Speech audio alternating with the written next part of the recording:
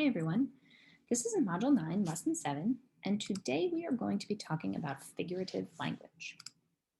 Today's reading focus is on figurative language, so we're going to look at how figurative language adds to the understanding of a text.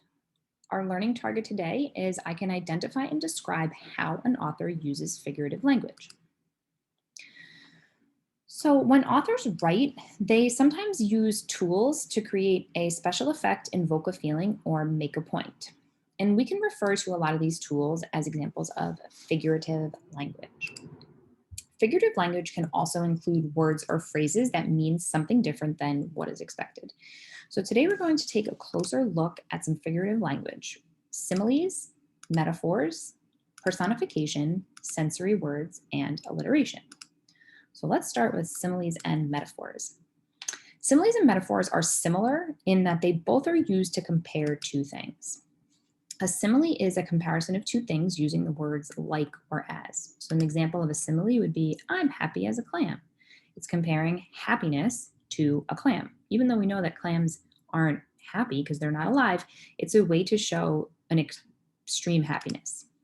Similes are used in writing to create an image for the reader, so they allow the reader to visualize in their mind. They engage the reader using humor, and they help to accurately describe emotions and feelings. Metaphors are a comparison of two things by saying one thing is another thing. So an example of a metaphor would be, you must be a walking encyclopedia to know all those facts. It's comparing the knowledge that a person has to an encyclopedia. Metaphors are used to help the reader make connections. So you know that encyclopedias are full of facts, and if someone is a walking encyclopedia, therefore they must be also full of facts. Metaphors are also used to provide a stronger description, and they can make a boring topic more interesting. Personification is a strategy where an author gives human characteristics to animals or objects. So in print, an example of what this would look like is the sentence, the moon follows me when I walk at night. Obviously, we know the moon isn't physically following this girl because the moon doesn't make decisions like that. It's not alive. But it's giving a human characteristic to the moon by saying that it feels like it's following. Some other examples of personification that you might be familiar with are in a lot of movies. So in the movie Disney Cars, the cars are alive. They have thoughts and feelings and problems and solutions. In the movie Finding Nemo, all of the underwater creatures are alive and they can talk. And in Beauty and the Beast, all of the objects inside the castle are alive and they all have human characteristics. Authors use personification to connect the reader to the object that is being personified. So it allows you to sort of like build a connection with this object that isn't alive by making you feel like it is. It also is used to make descriptions of non-human objects more vivid. So that would be the moon followed me when I walk at night. That's giving you a more clear description of what the moon is actually doing. And personification can also help readers understand, sympathize with, or react emotionally to non-human characters. So even though in all of these Disney movies, the characters aren't actually alive, all of the personification allows you to feel a connection and have an emotion towards the characters.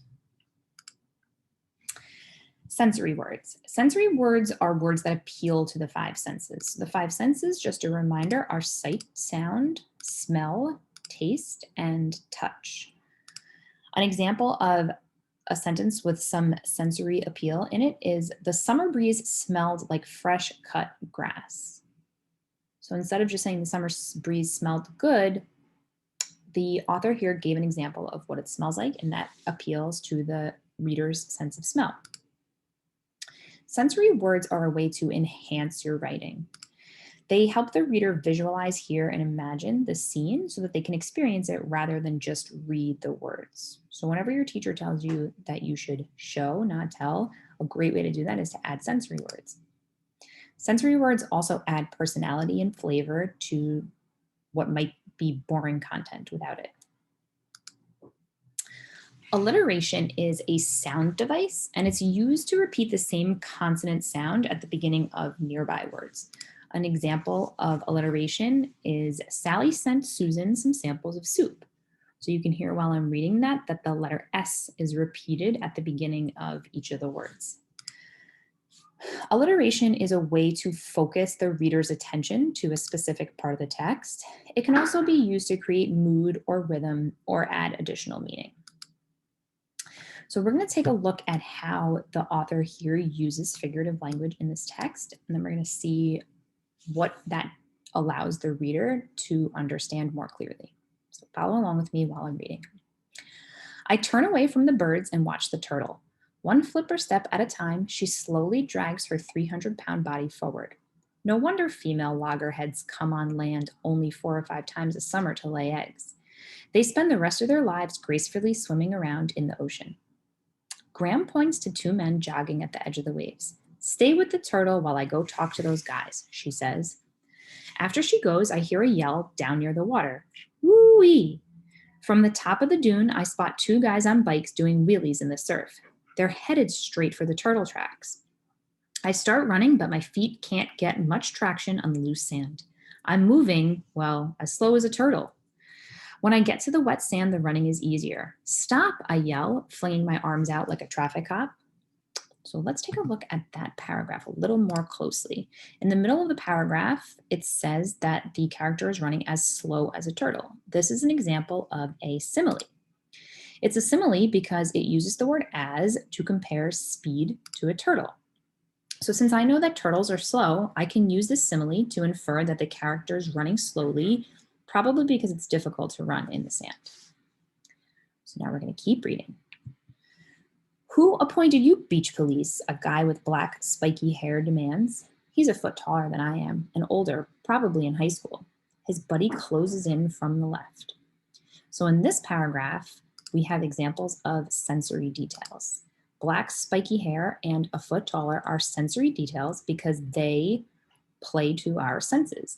When we see black, spiky hair, we can picture with our eyes what color black is, and spiky appeals to the sense of touch because we know what spikes feel like. And then a foot taller, we can actually visualize what that looks like. As a reader, these sensory details help me to visualize the character being described, and they also to help me understand that this character is intimidating because he's tall and his hair is spiky and black. Let's keep reading. I clear my throat and think back to my volunteer training. Introduce yourself. Turn bystanders into allies. I'm Callie. I'm not the beach police, but I am a trained turtle volunteer. We have a stranded sea turtle. Can you help? Definitely, the buddy says. I'm Eric. He points to the spiky-haired guy. That's Mateo.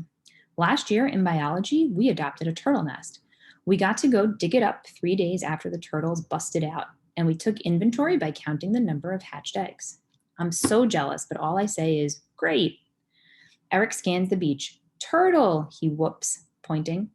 The turtle flops over the top of the sand dune and skids down its steep front.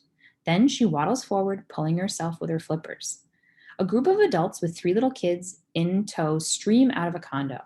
They're carrying fold-up chairs and an umbrella and dragging a cooler. I have to stop them before they trample the turtle tracks.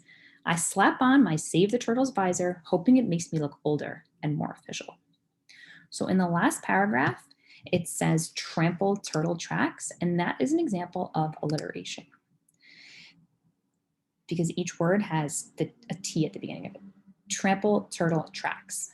This sentence that includes alliteration, it gives rhythm to the sentence, and it also adds a little bit of mood because the letter T has a harsh sound, so repeating it gives sort of a tense feeling. So today, as you read, you are going to look for examples of absolutely amazing alliteration. And after you've identified the examples, think about how the use of alliteration engaged you as a reader and what it added to your understanding of the text. That is all for figurative language for today. Have a wonderful day, and I will see you soon.